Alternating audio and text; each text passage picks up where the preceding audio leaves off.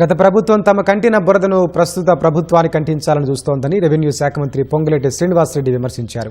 అందులో భాగంగానే రాష్ట్రంలోని పలువురు మంత్రులపై అనవసరపు ఆరోపణలు చేస్తున్నారని మండిపడ్డారు.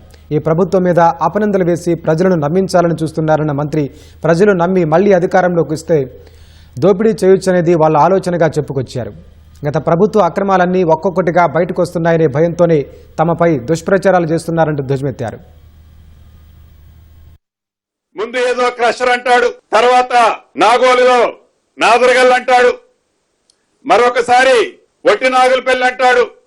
ఇలా నా మీద, ఈ కేబినెట్ ఉన్న మంత్రులందరి మీద వారికి ఉన్న బురద ఏదైతే ఉందో, వారికి ఏ బురద అయితే ఉండి ఆ బురదని మేము పక్కోడికి అంటిస్తే, ఆ మంత్రులకో ఈ ప్రభుత్వానికో పూస్తే మేము శుభ్రంగా ఉంటామని భ్రమలలో బతుకుతూ అసత్యాలని, అబద్దాలని నిజాలుగా చిత్రీకరించడం కోసం ఎలా గడిచిన కొద్ది రోజుల నుంచి వారు ప్రవర్తిస్తున్నారో మనకి స్పష్టంగా కనిపిస్తుంది.